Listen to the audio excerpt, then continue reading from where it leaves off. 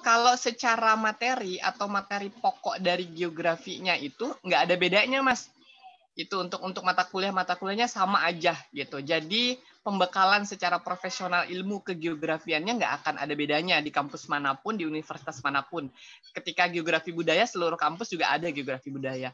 Yang menjadi perbedaannya itu menurut saya adalah di mata kuliah mata kuliah dasarnya itu ya Mas ya, fakultasnya itu. Jadi kalau saya nanti jadi lebih banyak ada ilmu pengetahuan sosial dasar misalnya ya, nanti ada dasar 1, dasar 2. Jadi lebih banyak kepada human kesosialannya lah gitu yang lebih banyak. Kalau di yang naungannya MIPA itu nanti ada tuh matematika dasar 1, matematika dasar 2 dan seterusnya. Jadi hanya beda di sana. Tapi esensial dari materi geografinya akan sama didapat. Oke. Gitu.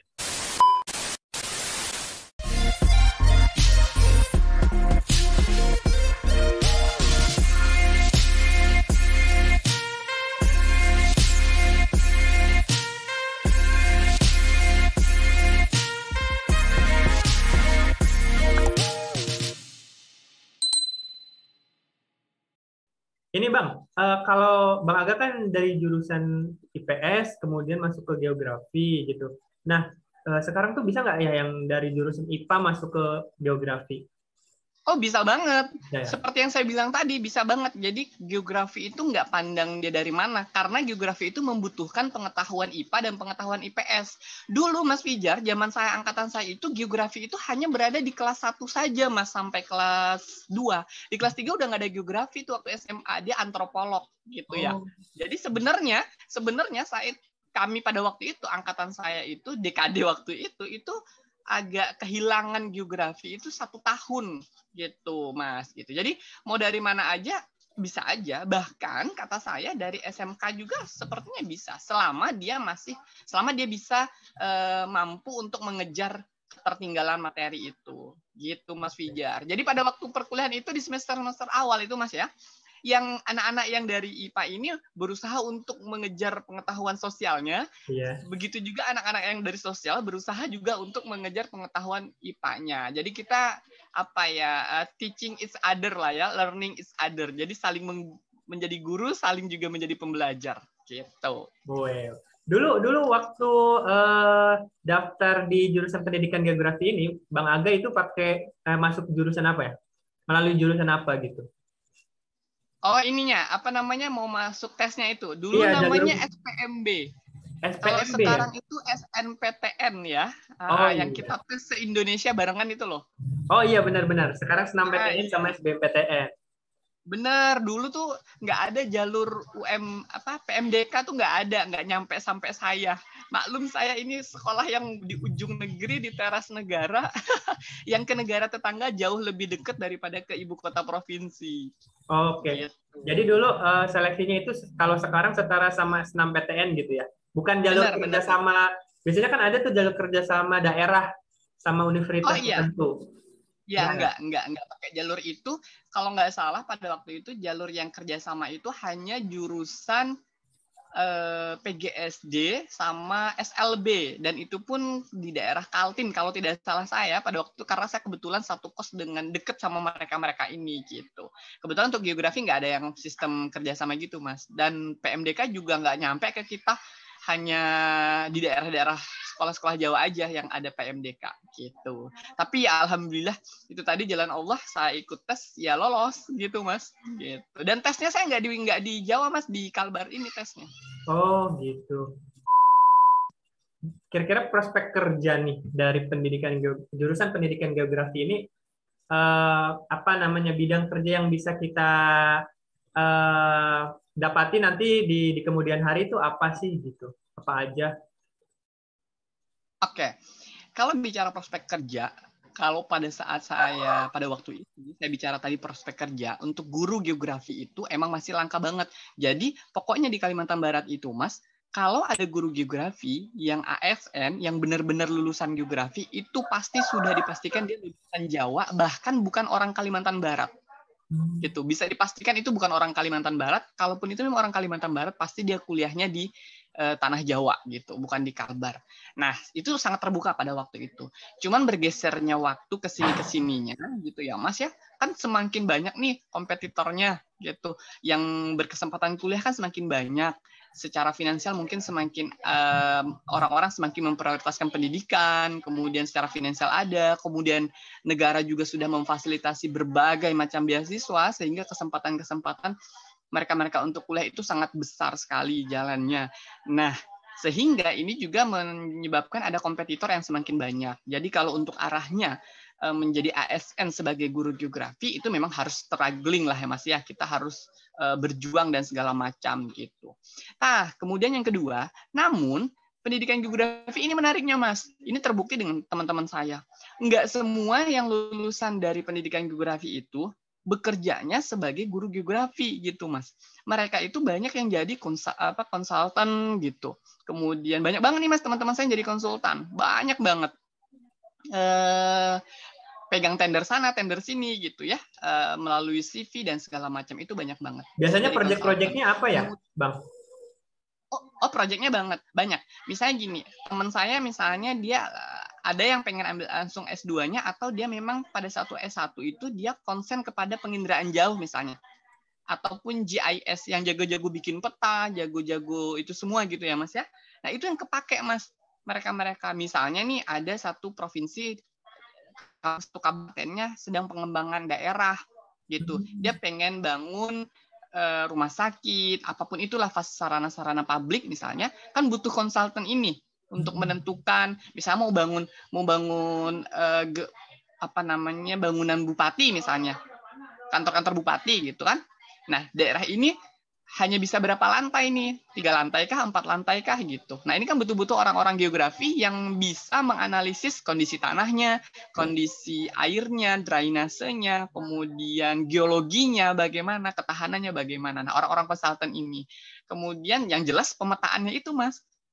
Gitu kan kadang-kadang kan planologi itu loh Mas, membantu dalam proses planologi gitu Mas Fijar gitu. Jadi mereka tuh banyak banget nih konsultan mau dipakai ke arah mana, pengembangan dam misalnya. Nah, berarti ini orang-orang hidrologi gitu. Jadi teman-teman yang pada waktu S1-nya itu jago di beberapa keahlian ini, ketika jadi konsultan itu yang dipakai Mas gitu. Jadi teman-teman ya kadang-kadang mereka tuh ya seneng banget gitu karena mereka bisa melanglang buana kemana, ke Indonesia kemana aja, tergantung tendernya di mana gitu kan.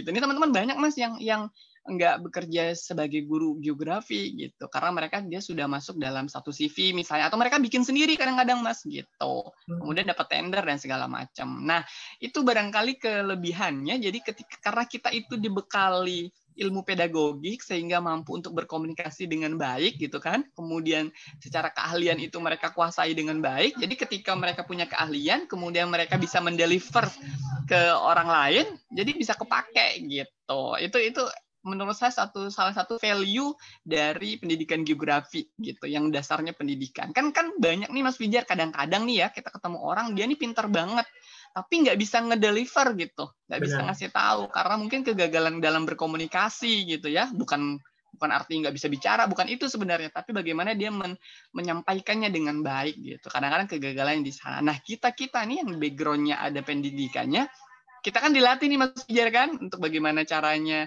menyampaikan materi dengan baik dan segala macam gitu. Jadi untuk prospek kerjanya Mas Fijar nggak melulu tentang menjadi guru geografi, bisa aja gitu. Bisa di mana aja ya. Ladangnya banyak ya untuk pendidikan geografi ini ya. Iya, benar banget. Bahkan saya pernah tuh waktu mau lulus tuh sempat ditawarin di salah satu perusahaan pertambangan Mas di Kalimantan Timur, itu pernah gitu. Jadi untuk HRD-nya dan segala macam gitu. Mereka cari memang dari pendidikan geografi gitu Mas. Nah, oke. Jadi teman-teman yang punya minat untuk masuk ke jurusan pendidikan geografi ataupun geografi, nggak usah takut karena prospek kerjanya bagus, dan seperti yang tadi sudah dijelaskan oleh Bang Angga juga, asik banget kuliah di jurusan geografi ini ya Bang Angga ya. Gitu. Ini asik banget Mas. Asiknya itu adalah gini nih, apalagi sekarang nih ya, lagi zaman-zamannya anak sosmed, kemudian anak-anak hobi adventure, kemudian traveling.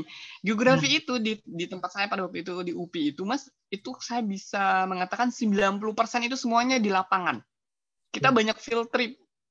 Seluruh mata kuliah itu kita kan praktek gitu ya. Jam prakteknya itu semuanya lapangan dan itu real gitu. Jadi kita tuh kemana-mana gitu, Mas. Jadi Jalan-jalan pada terus waktu ya. itu banget gitu. Pasti penuh deh teman-teman yang mau masuk geografi pasti penuh sosmednya dengan jalan-jalannya itu. Yang suka Jadi travel cerita cocok banget kayaknya ya masuk jurusan cocok geografi. banget. Yang anak-anak pencinta alam cocok banget, yang gemar hiking, yang gemar pokoknya adventure tuh cocok banget deh gitu. Nah, Bahkan kita dibilang kalau anak-anak yang dulunya nge-mall pasti udah bisa berubah gitu. Yang doyannya hanya nge-mall doang. tadinya ke mall Gitu. sekarang ke hutan gitu ya. Bener banget gitu. Nah, itu kan yang enaknya nih Bang Aga. Yang nggak enaknya ada nggak sih ya? Nggak enaknya apa ya? Nggak ada ya? So far seru-seru aja sih Mas. Seru ya? Nggak enaknya sebagai anak mahasiswa ya sama ya semuanya pasti tugas numpuk, laporan banget gitu. Praktek lapangan kan setelah praktek lapangan itu kan pasti kita laporan, kemudian nanti harus kita present dan segala macam. Kemudian laporan itu nggak bisa asal-asalan, harus proses bimbingan. Kemudian ketika di lapangan kita harus teliti, harus benar-benar nggak bisa main-main gitu ya Mas ya. Saya sering banget itu pernah kejadian sama teman-teman ngukur suhu sudah 24 jam ternyata salah, harus diulang lagi gitu Mas 24 jam, dan itu saya kebagian itu saya kebagian ngukurnya di titik pas tepat di atas Nissan Mas Wow. Wijar. Ya, dan saya tepat jam 12 malam. Luar biasa, itu pengalaman yang luar biasa ya itu. Banget, itu duka apa suka ya, nggak ngerti saya. Pokoknya itu jadi fun aja saat ini. Kemudian pernah nih saya juga mengamati awan nih, proses awan, kemudian awan lah ya pada waktu itu. Saya tepat di titik tumpukan pupuk-pupuk pertanian. Yang pupuk itu mengundang lalat-lalat yang gede-gede banget. Jadi situ saya baru tahu bahwa ada lalat yang segede-gede itu. Tapi mau nggak mau karena kita nggak bisa pindah. Itu menarik. Kemudian ngambil air comberan, kemudian ngambil tanah di pertanian orang dikira maling gitu kan. Mau ngambil tanamannya gitu. Kemudian hujan gitu, kita praktek dari jam 4, dari habis sholat subuh banget sampai mau menjelang maghrib. Kemudian pas di titik saya hujan deras gitu ya, di Tangkuban Perahu itu harus ngambil tanah yang dipayungin, bukan orangnya tapi tanahnya yang harus dipayungin, kitanya biar basah kusut, basah kuyup. Kemudian nggak tidur gitu sehingga besok pagi harus ada kuliah lagi, kita nggak mandi, nggak mau kayak gitu. Tapi itu seru sih Mas, ya, bukan. Itu kelihatannya nggak enak, cuman itu jadi pengalaman tersendiri gitu buat kita ya kan, pengalaman yang menyenangkan gitu. Jadi buat teman-teman juga yang pokoknya nggak usah ragu untuk daftar di jurusan geografi atau pendidikan geografi gitu ya. Bener banget. Pokoknya kalau geografi nggak turun lapangan itu nggak geografi banget pokoknya. Nggak cerita berlumpur-lumpur, kehujanan, kepanasan, itu nggak banget. Jadi teman-teman kalau yang perempuan nih, kalau yang pengen kuliah yang membayangkannya high heel, itu jangan masuk geografi deh pokoknya. Itu karena emang itu kita senang banget gitu, kita di alam gitu ya Mas. Dan kejadian-kejadian itu nggak hanya sebatas cerita atau experience, tapi di sanalah kita ditempa karakter kita untuk bisa tetap survive, untuk bisa toleran dengan orang, dengan teman, solidaritas kita, kemudian kesabaran kita, dan segala macam itu ternyata ditempa di sana Mas, yang pada waktu itu mungkin kami tidak menyadari dan kami hanya mengeluh barangkali ya. Tapi kesini-kesininya, di sana proses banyaknya turun lapangan itu banyak yang dilihat, banyak yang dirasakan, itulah namanya proses pembelajaran gitu Mas, yang bisa kita sharing di dalam kelas ataupun diwujudkan dalam kondisi kerja saat ini gitu. Jadi seperti itu sih Mas. Kalau duka yang lainnya, kalau dibilang duka apa ya? Ya karena berhubung banyak praktek lapangan, jadi dompetnya agak siap-siap aja sih Mas. Gitu itu ya palingnya harus siapin bekal kali ya. Bener banget. Iya, karena kita kan ke lapangan gitu ya, bukan jajannya sih, ya biaya-biaya segala macam kan itu kita tanggung sendiri. Apalagi kalau misalnya kita praktek lapangannya field tripnya harus ke beda pulau misalnya gitu kan. Karena di tempat saya itu Mas, misalnya satu titik atau lokasi tempat praktek itu nggak bisa dijadikan tempat praktek untuk 2 atau 3 tahun ke depan, nggak boleh. Jadi nggak boleh sama gitu, karena jadi gini, kita praktek itu nggak hanya sekedar menyelesaikan mahasiswanya itu paham, ya sudah gitu. Enggak, tapi hasil praktek itu memang benar-benar bisa memberikan impact kepada wilayah sekitar. Karena kita akan memberikan laporan juga kepada wilayah sekitar gitu, ke kepala desanya, ke kecamatannya dan sebagainya. Jadi hasil riset kita itu ada fungsinya gitu loh Mas. Jadi nggak bisa kalau saya tidak di titik A, nanti adik tingkat saya atau junior saya itu bakal di titik A lagi, nggak bisa demikian gitu. Aduh, kalau gitu saya jadi pengen kuliah di jurusan geografi nih kalau kayak gitu. Ini deh Bang, terakhir mungkin pesan-pesan buat teman-teman yang mau atau berminat untuk kuliah di jurusan ini. Pesannya gitu ya, yang pertama itu tadi saya sih pesannya yang kocak-kocak aja ya, sederhana aja.